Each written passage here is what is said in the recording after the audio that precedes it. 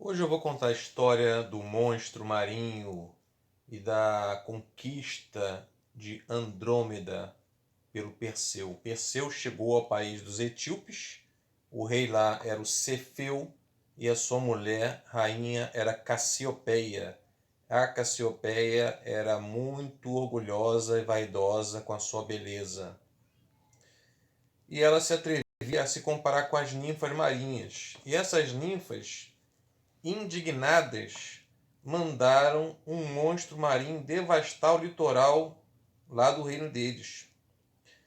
O que aconteceu foi que o Cefeu, a fim de apaziguar as divindades, que estavam bem nervosinhas, foi aconselhado por um oráculo a expor sua filha Andrômeda para ser devorada pelo monstro. E ele aceitou. Veja só, ele aceitou um negócio desse. Olhando do alto, o Perseu estava voando. Olhando lá do alto em seu voo, o Perseu avistou uma virgem acorrentada a um rochedo e esperando que o dragão se aproximasse. Ela estava tão pálida e imóvel que parecia uma estátua. Se não fossem as lágrimas que escorriam pelo rosto dela, ela pareceria uma estátua de mármore.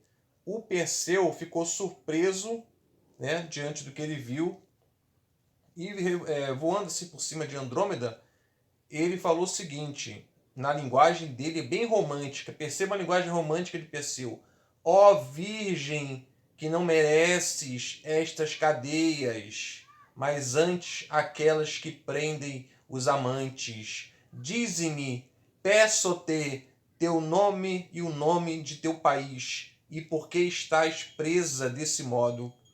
A Andrômeda não falou nada. A princípio ela se manteve em silêncio. Ficou quietinha. Mas o Perseu insistiu com as perguntas. Assistiu com a pergunta. E ela ficou receosa de que fosse atribuída a ela alguma culpa por alguma coisa que ela não tinha cometido. Né? Então ela revelou seu nome, revelou o nome do seu país e revelou também que a sua mãe Cassiopeia era muito orgulhosa e muito vaidosa com a sua beleza. Né?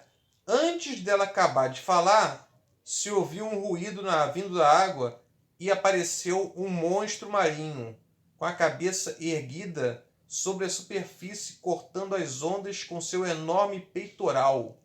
A Andrômeda estremeceu toda. Estremeceu toda. E os seus pais, que haviam chegado já no local, né, estavam se mostrando desesperados. O Cefeu fez isso com a filha, mas na hora do vamos ver ele ficou desesperado. Mas quem ficou mesmo desesperado foi a mãe, né? A mãe ficou muito mais desesperada que o Cefeu, porque ela estava incapacitada de proteger a filha. O máximo que ela poderia fazer era lamentar e abraçar a filha, né? Foi então que Perseu disse o seguinte para todo mundo: não temos tempo para lágrimas.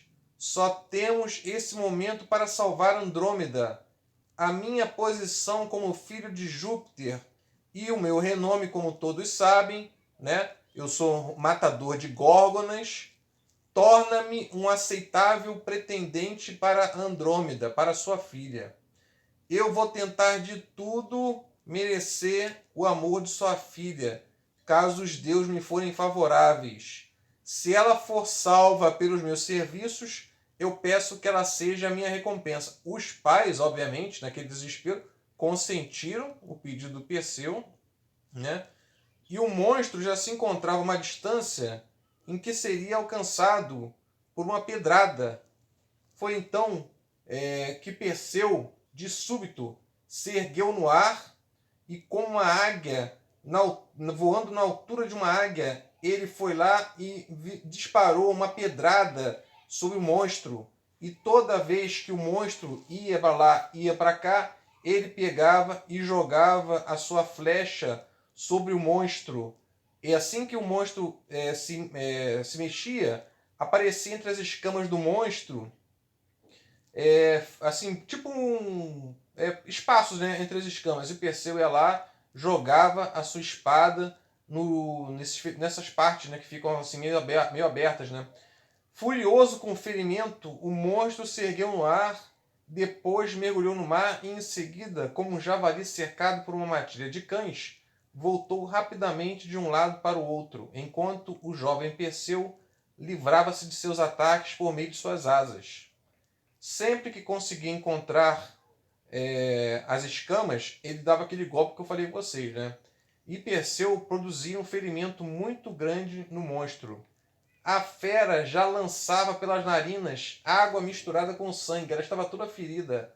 As asas do Perseu estavam todas molhadas, a ponto dele começar a desconfiar que não podia mais confiar nas asas, né? Porque elas estavam molhadas e não ia conseguir mais voar. Foi então que Perseu se colocou no rochedo que se erguia acima das ondas e, erguendo um fragmento de rocha, um pedregulho daqueles, desferiu um golpe mortal no monstro. E esse monstro, essa espécie de dragão marinho, esse monstro, foi-se embora. O povo que estava na praia ergueu um grito que ecoou pelos montes afora. E os pais, né? Todos assim, os pais, tudo, os pais estavam alegríssimos, né? Abraçaram o seu futuro genro, proclamando ele libertador e salvador de sua casa, e deram a virgem como recompensa, né, pela luta de Perseu contra o monstro. A Cassiopeia, o Cefeu e a Cassiopeia eram etíopes, né?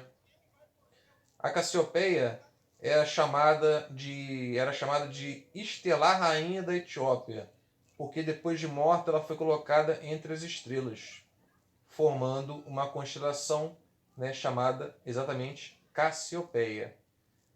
Embora Cassiopeia tivesse alcançado essa honra, as ninfas do mar, aquelas suas velhas inimigas, conseguiram que ela fosse colocada na parte do céu próximo ao polo, onde todas as noites ela tem de passar metade do tempo com a cabeça para baixo, recebendo uma lição de humildade. Vejam e procurem a constelação de Cassiopeia e vocês vão entender por que a constelação se comporta dessa maneira. Foi por causa do destino que as ninfas deram a Cassiopeia. Essa foi a historinha do Perseu de Andrômeda e do monstro marinho. Espero que vocês tenham gostado. Até a próxima historinha.